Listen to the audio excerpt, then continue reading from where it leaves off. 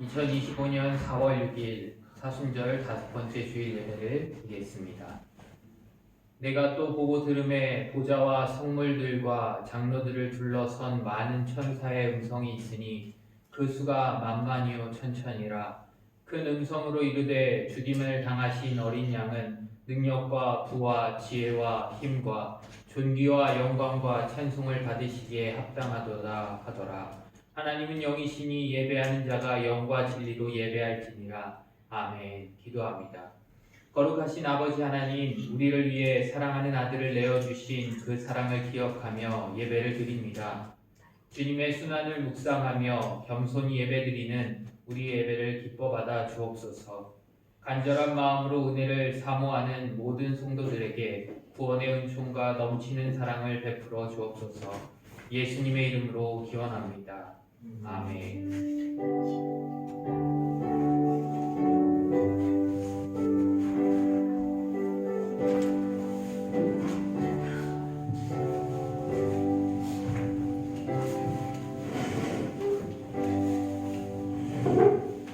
다 같이 주와 같이 길 가는 것 찬양하시겠습니다.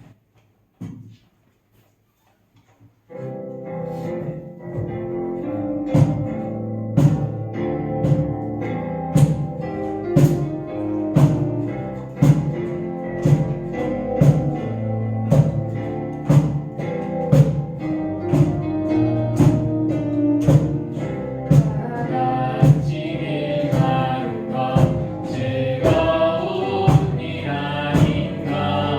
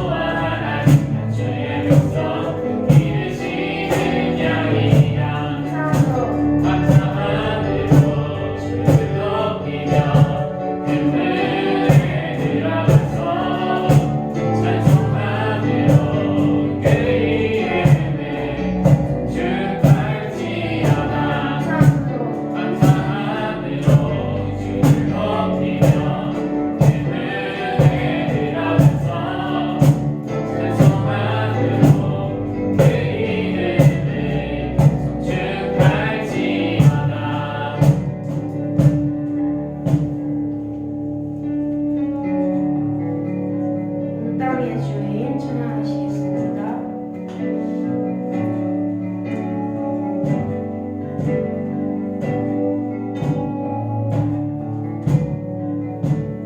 온 땅에 주인 되신 주님이 내 일을 마시며 사랑한 돌보네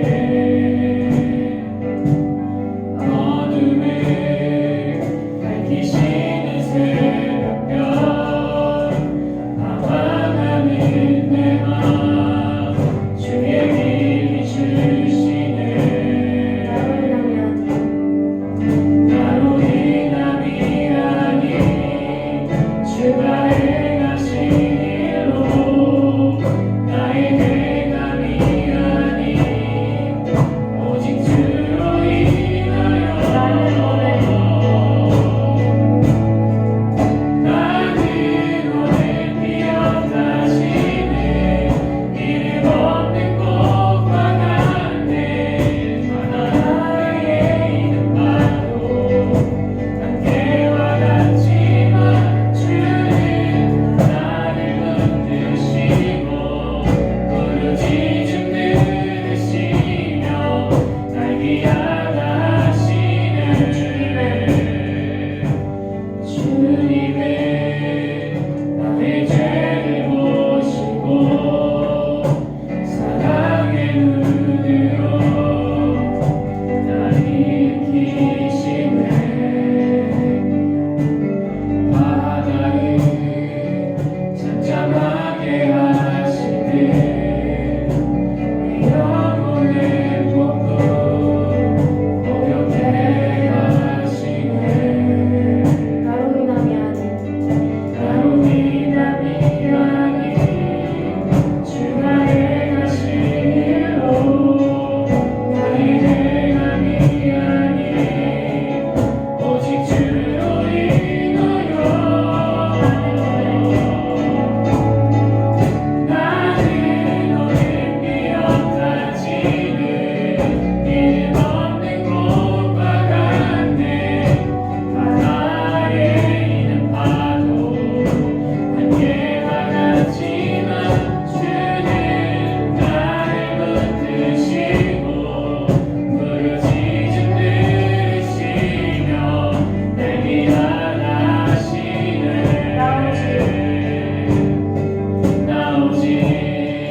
주의 것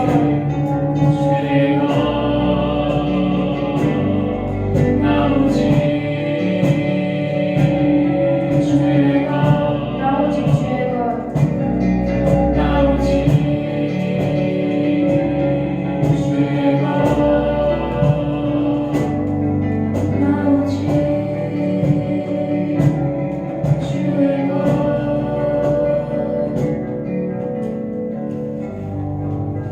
예배를 위해 최은희 집사님 기도해 주시겠습니다. 하나님 아버지, 우리 이렇게 이 척박한 문화, 척박한 사회 가운데 믿는 자들이 모여서 함께 예배할 수 있게 하심에 감사드립니다. 하나님 아버지, 이 세상이 너무나 혼탁하고 하나님 아버지 어렵지만 주님, 오직 주님만을 따라가게 하시고 영적으로 혼란한 가운데 분별케 하시고 하나님 뜻만 구하게 하시옵소서. 아버지, 갈라져 있는 이 모든 세상의 분열들을 주님께서 봉합하시고 하나님 아버지 선하게 이끌어 주시기를 간절히 기도합니다. 우리 개인, 우리 가정, 나라, 이 세계의 주인이신 하나님, 주님의 깊으신 뜻을, 선하신 뜻을 구하며 우리가 낙심치 않고 나아가게 하시옵소서. 오늘 이 자리에 불러주신 하나님께 감사드립니다. 그러는데도 우리는 참 연약하여서 눈앞에 있는 것만 보고 낙심하고 쓰러지고 또 불평할 때가 많습니다. 아버지, 우리 한 사람 한 사람을 주님께서 보좌가 주시고 하나님 아버지 깊이 만나게 하시고 우리 지금 여기 학생들도 많습니다. 자라나는 다음 세대 하나님 안에서 굳건히 하나님 만나고 서며 나아갈 수 있도록 도와주시옵소서. 지금 이 예배의 시작입니다. 하나님 아버지 예배 가운데 함께 하여 주시옵시고 하나님 아버지 이 말씀이 하나님 아버지 하나님의 말씀으로 받음이 진실로 그렇게 복되게 우리를 만져주시옵소서. 아버지 우리 삶 속에 주님의 뜻을 이루며 주님의 의를 구할 때 이 모든 것을 더해 주신다는 말씀 믿고 우리가 나아가게 하여 주시옵소서. 예배의 끝까지 주님으로 영광 받아 주시옵소서. 이 모든 말씀 감사드리며 예수 그리스도 이름으로 기도드리옵나이다. 아멘.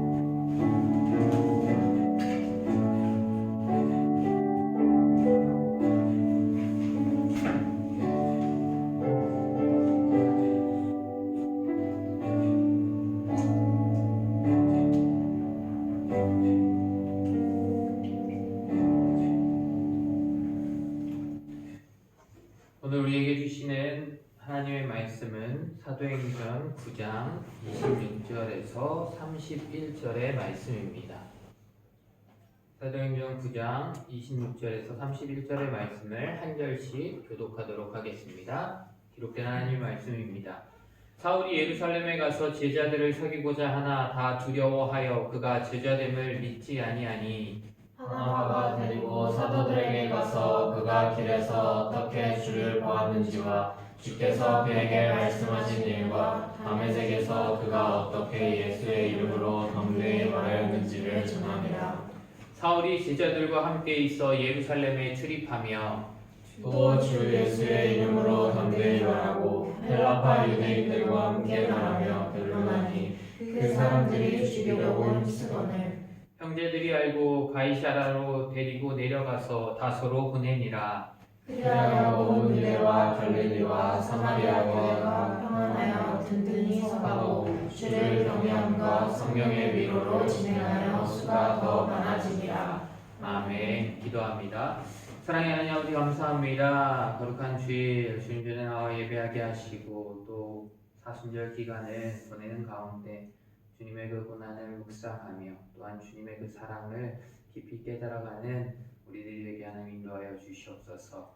오늘 말씀을 통해 주님의 말씀을 듣게 하여 주시고 그 말씀에 따라 순종하며 나아가는 삶이 되어지게 하나님 인도하여 주시옵소서. 사람의 말로 받는 것이 아니라 하나님의 말씀으로 듣게 하여 주시옵소서. 모든 것 주님께 맡겨드리며 우리를 구원하신 예수 그리스도 이름으로 간절히 기도합니다. 아멘. 영상을 먼저 보도록 하겠습니다.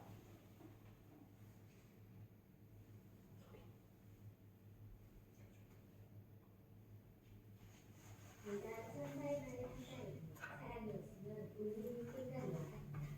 믿음이 있으면 사랑, 그 중에 1등은 사랑이다. 모두가 들어봤을 이 구절들은 모두 한 사람이 한답니다. 이방인의 사도라 불리는 사도 바울이지요.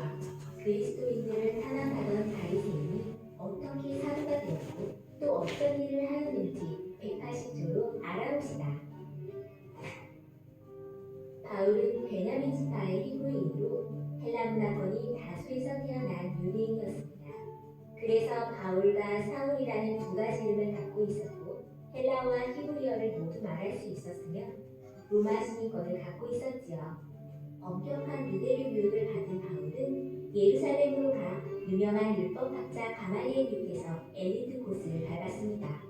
30대가 되어서는 당당히 유대공회의 공회원이 되었을 것으로 추측합니다. 영향력 있는 바리새인 바울은 신념을 굽히지 않는 곱고 강한 성격의 소유자였습니다. 그런 바울 앞에 예수가 하나님의 아들이며 그가 부활했다고 말하는 사람들이 생겨나기 시작했습니다. 그러던 어느 날 스데반을 죽이는 무리에 가담하게 되는데 바울은 예수를 따르는 자들을 모조리 죽이기로 마음먹게 됩니다. 그리하여 다메섹의 그리스도인들을 잡으러 가게 되는데 가는 길에 부활한 예수님을 만나게 되지요. 밝은 빛에 눈이 멀어버린 바울은 부축을 받아 아나니아를 만납니다. 그의 도움으로 시력을 회복하고 세례도 받게 되지요. 이렇게 예수님을 믿게 되고 사도의 사명을 받게 된 바울은 다메섹에서 예수님을 전하였으며 아라비아로가 3년의 신앙을 내는 시간을 보내었습니다. 반항하는 거 있어요? 응? 왜 끝에 반항 바나바라고 써 있었어요. 바나바 오늘 말씀에 나와요. 자, 사울은 아나니아를 만나서 세례를 받고 그리고 보이지 않던 눈이 다시 보이게 되고 성령 충만한 가운데 다메섹 지자들과 함께 머물러 교제했습니다. 그리고 복음을 전하러 다메섹에 있는 회당으로 나아가는데 사울 자신이 받은 구원의 은혜를 생각하며 다메섹에 있는 여러 회당을 돌며 복음을 전했습니다. 많은 유대인들은 사울의 모습을 보고 당혹스러워하였습니다. 그리고 사울이 전하는 복음은 그 유대인들이 반박할 수 없었습니다. 사울이 전하는 복음을 들은 사람들은 주님을 믿게 된 사람들도 있었지만 그렇지 않은 사람들도 있었습니다. 오히려 유대인 중에는 공모하여 사울을 죽이려고 하기도 하였습니다. 사울은 그것을 알고 제자들을 통해 광주리를 타고 다메섹을 빠져나와 도망하게 됩니다. 그렇게 도망한 사울은 이제 예루살렘으로 가게 됩니다. 26절에 사울이 예루살렘에 가서 제자들을 사귀고자 하나 다 두려워하여 그가 제자됨을 믿지 아니하니라고 말씀합니다. 사울이 다메섹에서 도망을 쳐 예루살렘으로 갔는데 그곳에서 누구를 사귀고자 했대요? 누구? 제자. 어떤 제자들? 네, 예수님의 제자들을 사귀고자 했어요. 여기서 말하는 제자라고 하는 건 예수님의 12제자를 말하는 게 아니라 예수님을 믿는 모든 사람을 제자라고 하고 12제자였던 사람들은 뭐라고 부르냐면 사도라고 불렀어요. 그러니 제자라고 하면 그리스도, 예수님을 믿는 모든 사람들을 얘기하는 겁니다. 이렇게 그 제자들과 사귀고자 했던 사울, 왜? 사울에게는 왜 그들과 사귀고자 하는 마음이 있었을까요? 왜 있었을 것 같아? 다니야? 잘 모르겠어? 예나는 왜 사귀고자 했을까? 사울이 예수님의 제자들을 왜 만나서 사귀고자 했을까?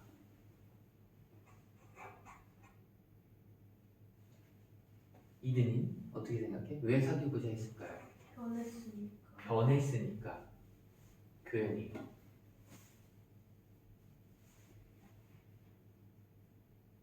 왜 사귀고자 했을까요? 이유가 있었을 텐데 분명히. 자, 사울은 어떻게 예수님을 만났죠? 자기가 눈을 못 뜨게 하는 기적 때문에 같은 거예요. 예수님이 갑자기 빛으로 나타나셔서 그곳 가운데 예수님을 만나게 됐죠. 근데 예루살렘에 있었던 예수님의 제자들은 예수님을 어떻게 알고 있는 사람들이에요? 네. 실제적으로 만난 사람들도 분명히 있었죠.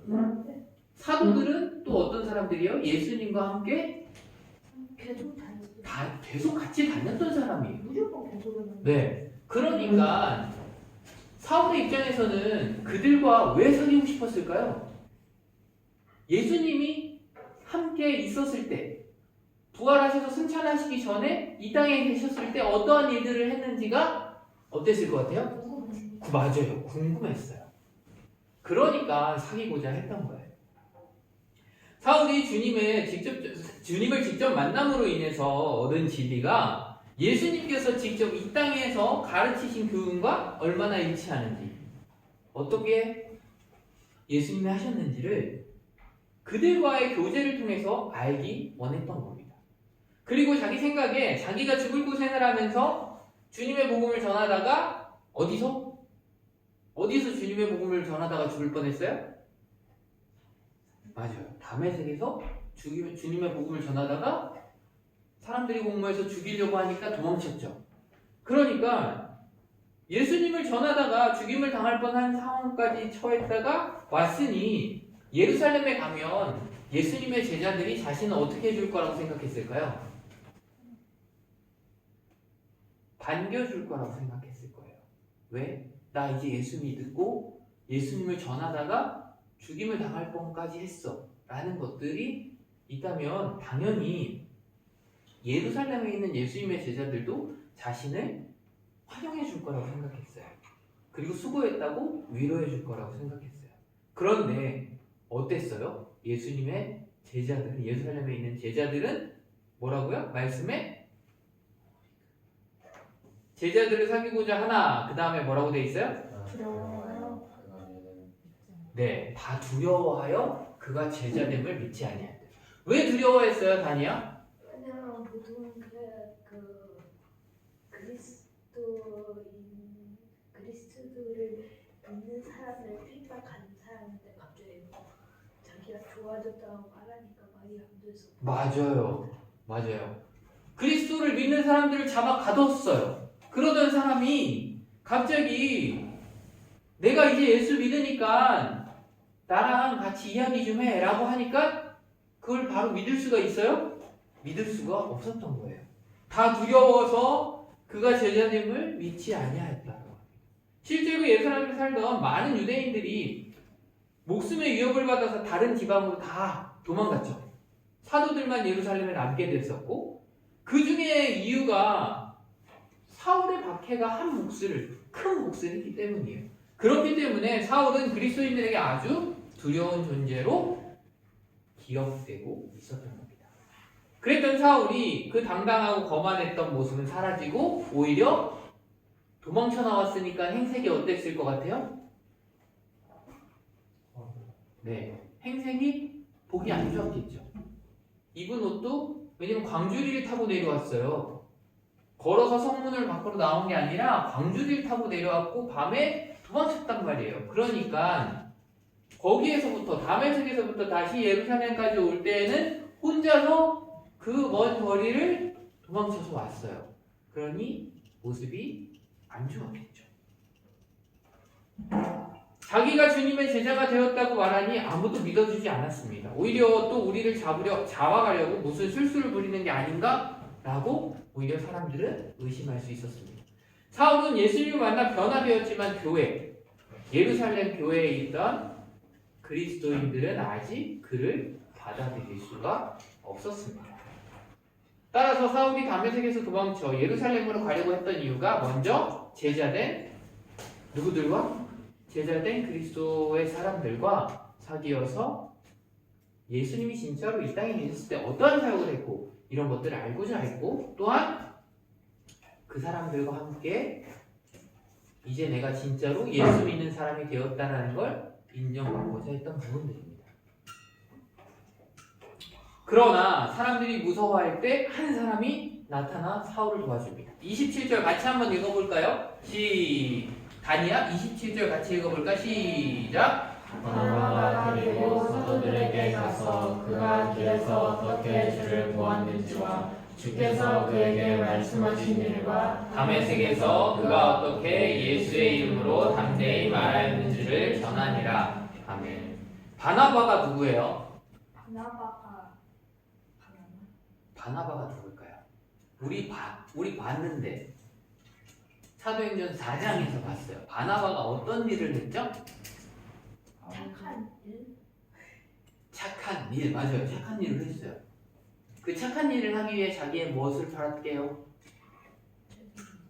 맞아요. 재산을 팔아서 누구한테 갖다 놨어요?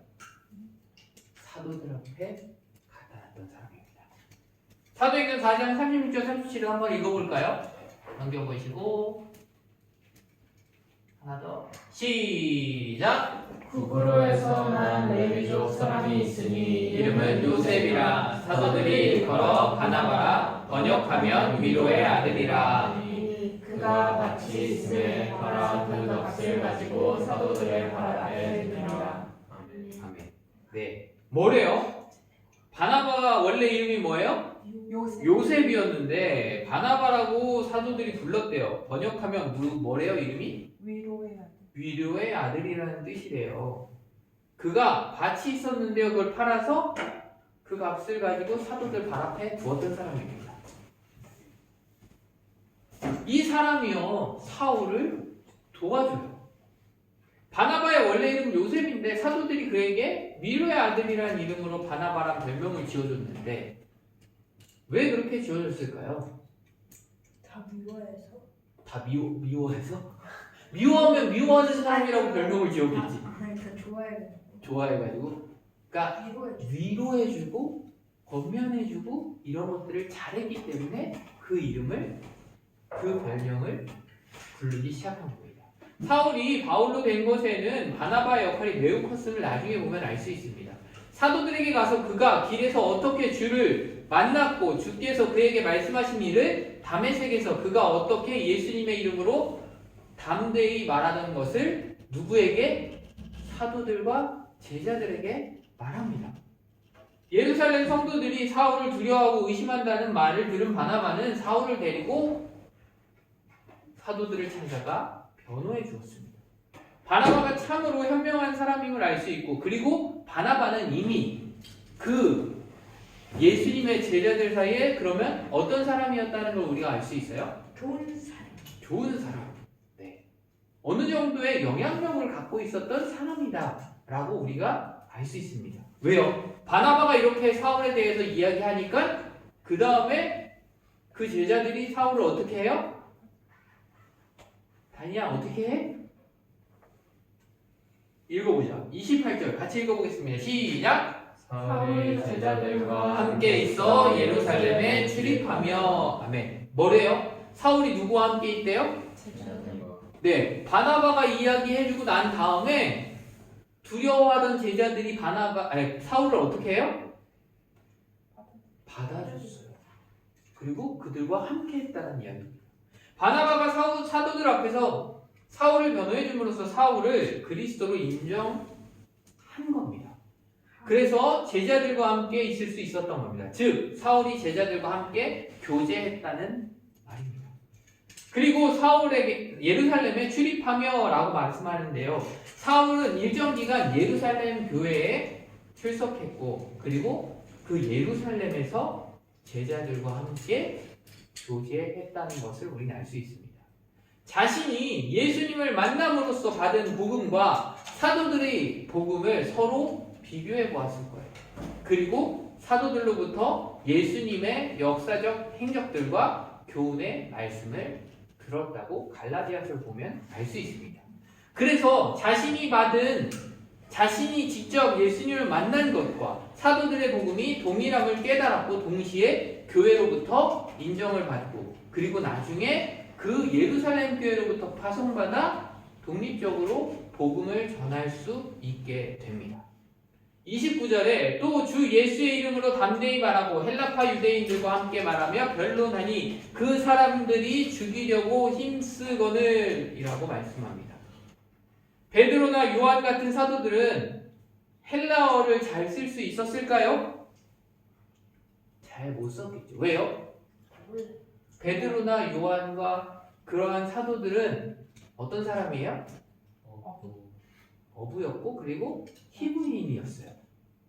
그러니까 헬라파 유대인들은 당연히 헬라 문화를 받아들인 지역에서 유대인이 된 사람들이다 보니 헬라어를 썼지만, 그냥 예수님의 제자들의 입장에서는 헬라어를 쓰는 게 힘들었던 거예요. 그러니 이들이 회당에 가서 헬라파 유대인들에게 복음을 전하는 게 쉬웠을까요? 어려웠습니다. 당시 헬라어는 국제어와 같은 공통어였어요. 바울은 헬라어에 능통했습니다. 왜냐하면 고향이 어디였어요? 다소는 그곳은 어떤 지역이었어요? 터키. 헬라 문화가 있었던 헬라어를 쓰는 지역이었습니다. 신약시대의 길리기아, 다소는 로마의 도시가 되었습니다. 그리고 예루살렘으로 유학 왔기 때문에 바울은 헬라어만 쓰는 게 아니라 어떤 언어도 써요? 이스라엘. 네, 히브리어도 잘했고, 또 로마어의 뭐까지도? 라틴어까지도 잘했습니다. 이렇게 외국어에 능통했던 사울이었습니다. 또 주 예수 이름으로 담대히 말하고, 사울은 사도들로부터 인정을 받은 후에 가는 곳곳마다 죽음을 각오한 전도를 했습니다. 얼마 전에 다메섹에서 전도하다가 어떻게 될 뻔했어요? 죽을 뻔했죠. 그랬는데도 불구하고 그의 복음에 대한 열정은 식을 줄 몰랐습니다. 헬라파 유대인들과 함께 말하며 변론합니다.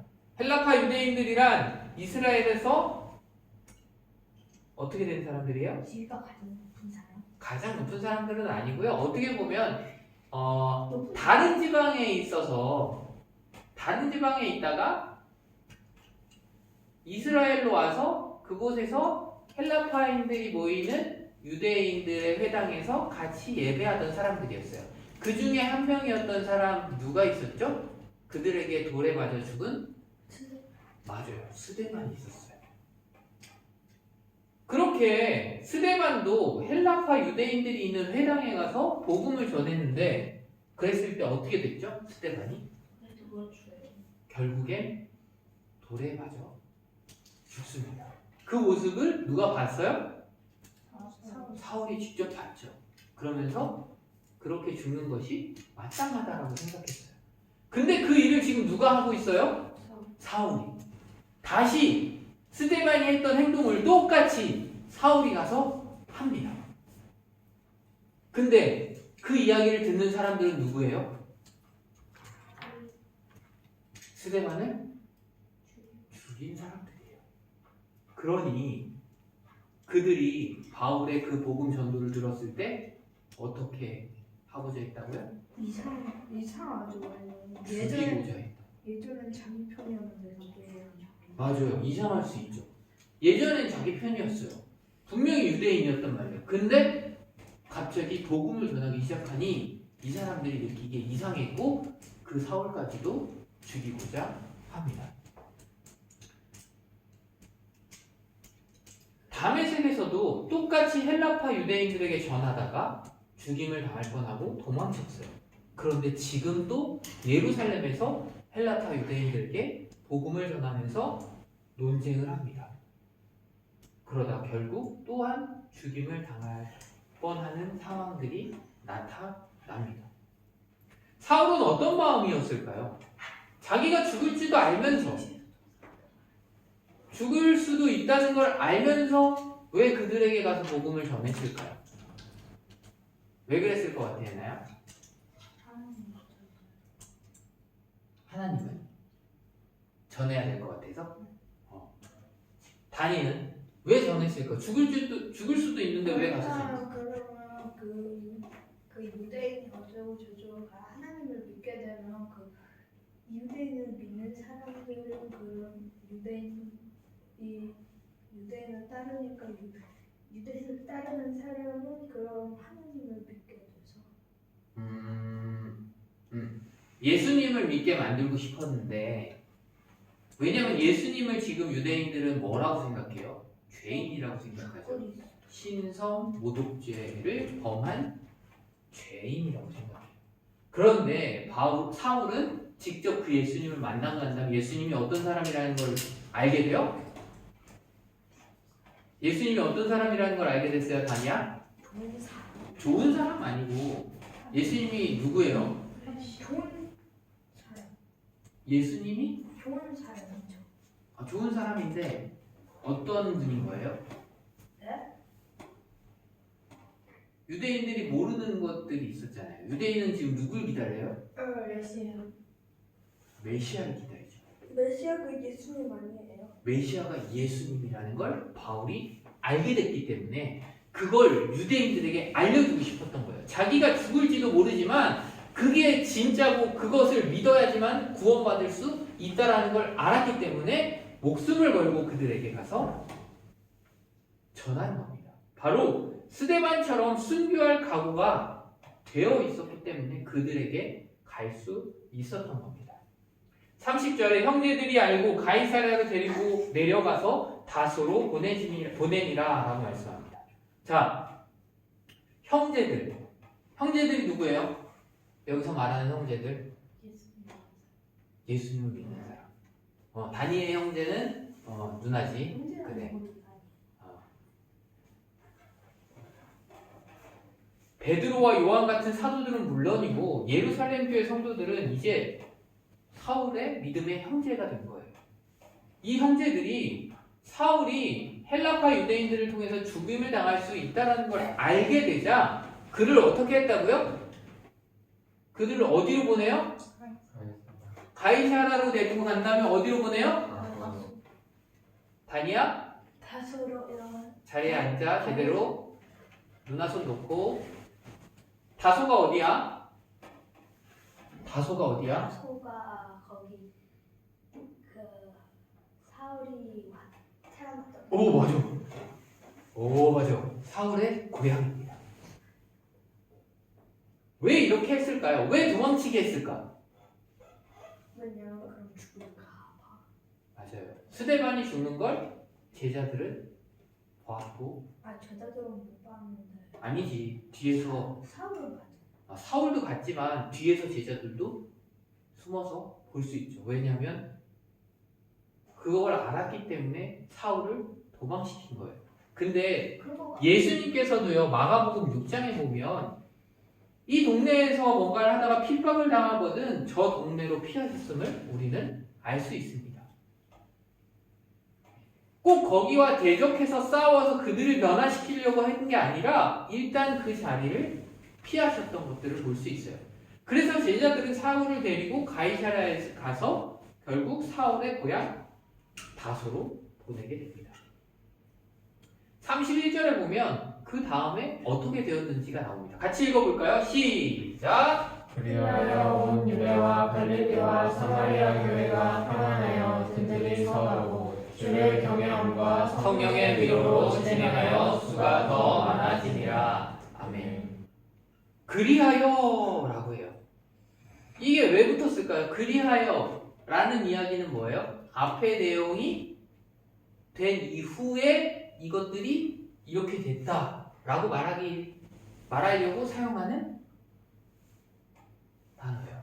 그러면 이게 뭐냐면 무서운 핍박자였던 사울이 회개하고 복음 전하는 사람으로 바뀌었다는 것을 말하고요. 그리고 사울이 복음을 전하다가 어디로 가요? 다소요. 다소로 가고 난 이후에 그리하여 뭐가 돼요? 온 유대와 갈릴리와 사마리아 교회가 어떻게 돼요? 든든히 서갔대요. 가장 압독했던 박해자가 없어졌고 초대교회가 어떻게 됐어요? 평안해지고 든든히 서가게 됐어요. 사람은요 평안하게 되면 어떻게 될까요? 기분이 좋아지죠. 기분이 좋죠. 평안하게 되면 그 다음에 뭘 하게 될 것 같아요? 평안하게 되면 보통의 사람들은 내가 평안한 상태야. 내가 너무 행복한 상태야. 그러면 어떨 것 같아요? 교회에 열심히 나온다. 교회에 가서 열심히 기도한다. 아니면 그냥 그 평안을 누린다. 평안을 누리는 걸요. 네, 대부분의 사람들은 평안하면 주님을 찾지 않는 경우들이 많아요. 힘들 때 오히려 주님을 더 많이 찾아요. 기도 언제 해요? 단이? 힘들 때 힘들 때 기도해요. 하고 네. 하루 시작하고 하루 끝낼 때. 맞아요. 잘하고 있어요. 기도는요, 원래는 힘들 때만 하는 게 기도가 아니에요. 우리의 일상에서 언제나 기도하고 있어요. 다니가 말한 것처럼 아침에 일어나서 기도하고 자기 전에 기도하고 평상시에 우리가 뭔가 할 때도 기도하고 평안할 때도 감사함으로 기도할 수 있어야 돼요. 하지만 우리들은 오히려 힘들고 뭔가 무슨 문제가 생기고 했을 때 기도를 합니다. 근데 여기에 말씀이 뭐라고 해요? 교회가 평안하여 든든히 서간대요. 좀 다르죠? 교회가 초대교회 성도들이 앞에 보세요. 다니 앞으로 앉기. 평안하면 어떻게 보면 교회에 더 가서 열심히 안 할 것 같은데 반대인 거예요. 여기서 든든히 서갔다라고 말씀할 때 든든히 서가고라는 말을 헬라어 원문으로 해석하면 건설되어 올라간다라는 뜻이에요. 주를 경외함과 성령의 위로로 진행하여 든든히 서갈 수 있었습니다.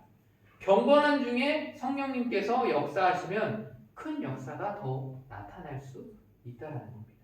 초대교회가 핍박 가운데 믿음을 굳건히 다졌음으로 인해 평안이 찾아오니 더욱 견고해져 갔다는 거예요. 근데 그 견고해져 감이 가만히 있었기 때문이 아니라 뭐라고 되어 있어요? 주를 경외함과 성령의 위로로 진행하여 라고 되어 있어요. 내가 평안한데 오히려 더욱더 그것으로 인해 주를 더욱더 경외했고 그리고 성령의 위로로 진행해 갔다라고 말씀합니다. 힘들 때 우리가 더욱더 경건하게 거룩하게 주님을 찾는 것뿐만 아니라 평안할 때 더욱더 주님께 나와 경외하고 오히려 더욱더 성령 충만함으로 나아가야 한다는 겁니다. 그렇게 되면 더욱 장성한 모습으로 든든히 서갈 수 있게 됩니다. 이들은 모일 때마다 주를 경외함과 주를 경외했다는 말씀은 뭐예요? 경외하는 게 뭐예요? 단위 경외.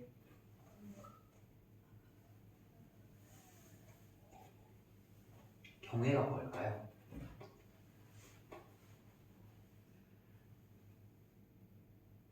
풀어서 설명해도 돼. 다. 그 경외가 뭐야?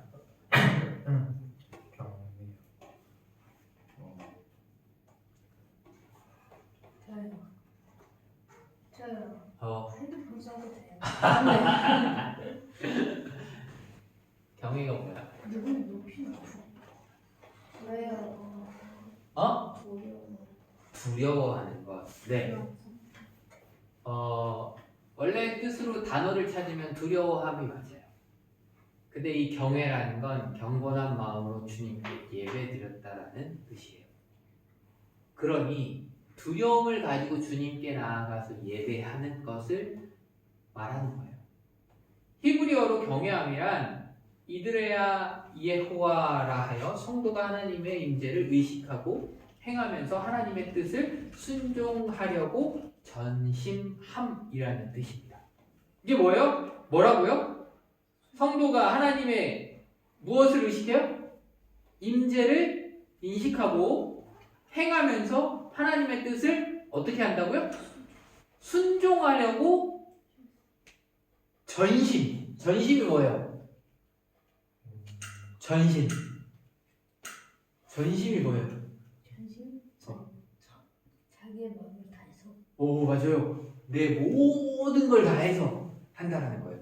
그러니까 경외라는 것은 단순하게 교회에 나와서 그냥 예배 드리고 가야지 이게 아니라 내 모든 마음을 다해서 예배한다는 거예요. 그리고 뭐라고 해요? 성령의 위로로 진행하여라는 말씀이 나오는데요. 이것은 성도에게 임하는 내적 평안을 의미합니다. 성경에 보면 성령의 위로라고 하는데 옆에 각주가 붙어 있어요. 그 각주에 뭐라고 써 있냐면 후원으로라고 써 있어요. 후원? 후원이 뭐예요? 저요. 기부? 같은 거. 맞아요. 후원이라고 하는 건 누군가가 뒤에서 받쳐주는 거예요. 누군가가 도와주는 거예요. 누군가가 내가 잘 해갈 수 있도록 밀어주는 거예요. 그걸 누가 하신다고요? 성령님이 하신다는 거예요. 내가 전심으로 경외할 때 성령님께서 나를 뒤에서 힘으로 받쳐주신다는 거예요. 보충 아니에요. 도와주신다는 거예요. 보충은 같은 뜻이에요. 다른 보충? 뜻이에요. 보충은 조금 부족한 걸 채워주는 거잖아. 그거는 좀 다른 것 같아. 그러니까 성령님께서 적극적으로 힘이 되어주신다는 얘기예요. 후원이라는 얘기예요. 다시 말하면 경외함과 성령의 역사하심으로 초대교회들이 든든하게 성장해 갈 수 있었다는 겁니다. 그 결과 어떻게 됐어요? 그 결과 잘 됐죠. 어? 잘 됐죠. 여기 말씀에 뭐라고 나와? 마지막에 수가 더 많아졌어요. 맞아요. 수가 더 많아졌대. 결국에는 점점 더 예수님을 믿는 사람들이 많아진다는 얘기예요. 교회가 부흥했다는 말씀입니다. 우리는 어려움이 닥칠 때 믿음을 잘 지켜야 하고요. 또한 주님께서 주시는 평안을 누리고 그 가운데 뭘 해야 돼요? 경외함으로 성령님의 힘을 받아 뭘 해야 돼요? 주님의 복음을 전해야 한다는 겁니다. 말씀을 정리합니다. 와우. 사울은 다메섹에서 도망하여서 예루살렘으로 왔어요. 예루살렘에서 먼저 예수님의 제자된 사람들과 함께 교제하기를 원했지만 대부분의 사람들은 사울을 무서워하여 멀리하였습니다. 그때 주님께서 바나바를 붙이셔서 사울을 사도들과 제자들에게 변론하게 합니다. 그로 인해 사울은 예루살렘에 있던 사도들 및 제자들과 형제가 될 수 있었습니다. 그리고 사울은 예루살렘에서도 복음을 전하는 것을 멈추지 않았어요. 다메섹에서 복음을 전하다가 죽을 뻔하여 도망하였지만 예루살렘에서도 계속해서 죽을 수 있음에도 불구하고 복음을 전했습니다.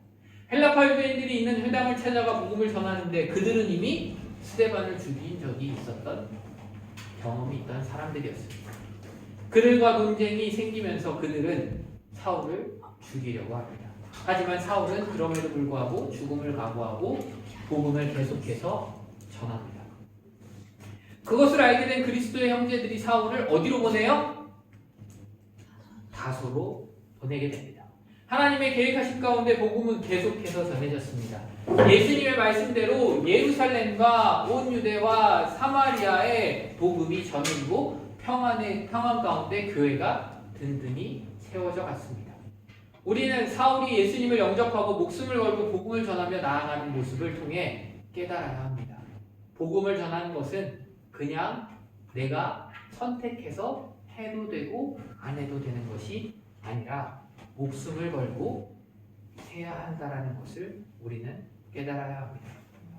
우리는 사울이 예수님을 영접하고 목숨 걸고 복음을 전하며 나아가는 모습을 통해 우리 또한 복음을 전하는 것이 사명이라는 것을 알아야 합니다. 우리가 살아가는 가운데 이루어야 할 것은 다른 것이 아니라 주님을 전하며 나아가는 것이라는 겁니다. 우리가 어느 곳에 있든지 복음을 전하기 위해 힘써야 합니다. 그런 것이 우리가 해야 할 사명임을 잊지 말아야 합니다. 그렇게 할 때 주님께서 기뻐하시며 우리에게 평안을 허락하십니다. 주님께서 기뻐하시는 복음을 전하는 사명을 우리 이루며 주님께서 주시는 평안을 누리는 귀한 성도님들 되시기를 간절히 축원합니다. 기도하겠습니다.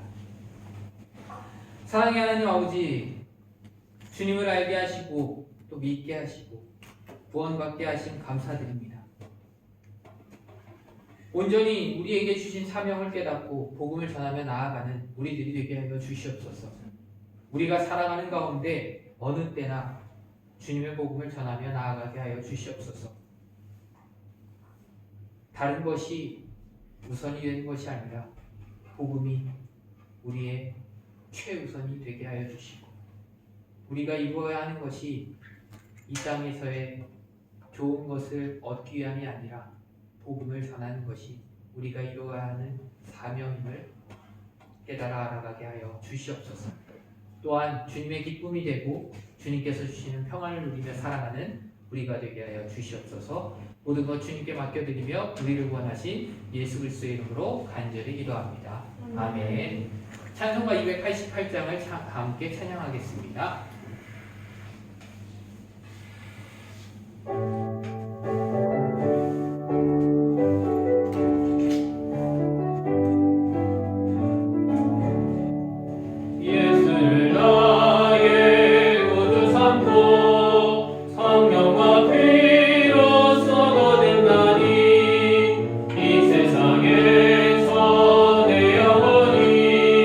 하늘의 영광 누리고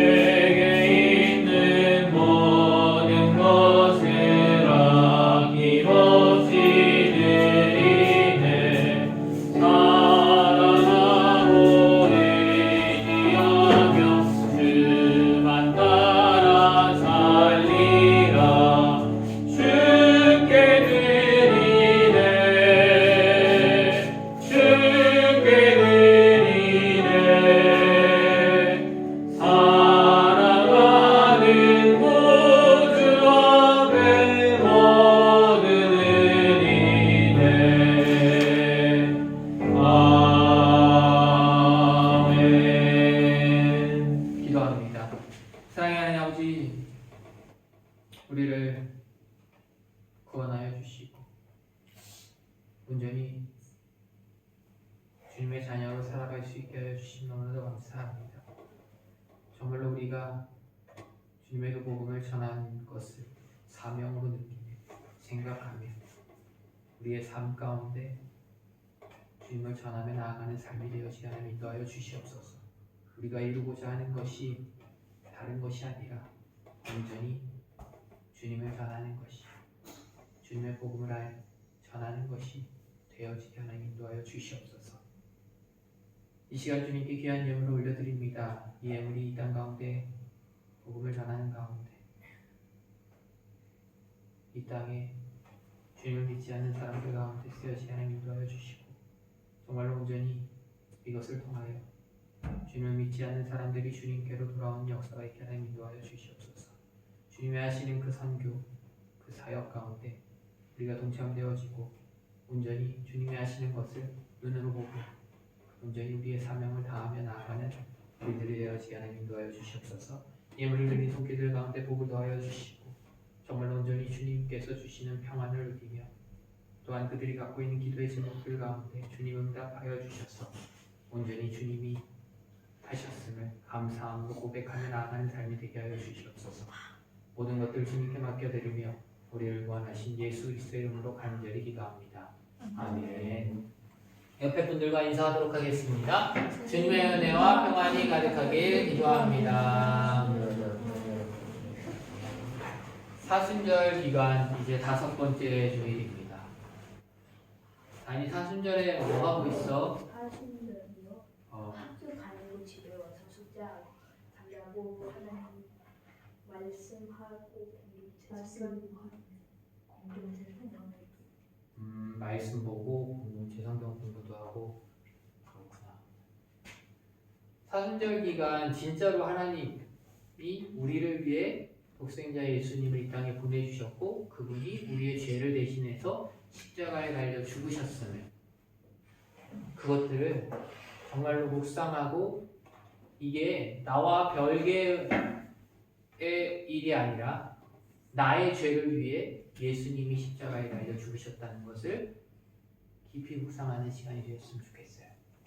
그것을 통해서 정말로 그 기간을 통해서 예수님을 사울이 만난 것처럼 다니도, 예나도, 교현이도, 이들이도 여기 있는 모든 성도님들이 만날 수 있는 시간들이 되었으면 좋겠습니다. 기도하고 예배를 마치도록 하겠습니다. 이제는 우리 구주 예수 그리스도의 은혜와 하나님 아버지의 놀라우신 사랑과 성령님의 교통하시고 역사하심이 복음을 전하는 사명을 깨닫고 삶 속에서 그 사명을 이루어가며 주님의 기쁨이 되고 주님께서 주시는 평안을 누리며 살아가기를 다짐하고 결단하는 성도님들 위해 저들의 삶 속에, 가정 속에, 그리고 자녀들과 교회 위에, 그리고 이 슬로베니아 땅 가운데 이제로부터 영원토록 함께 하시기를 간절히 축원하옵나이다. 아멘.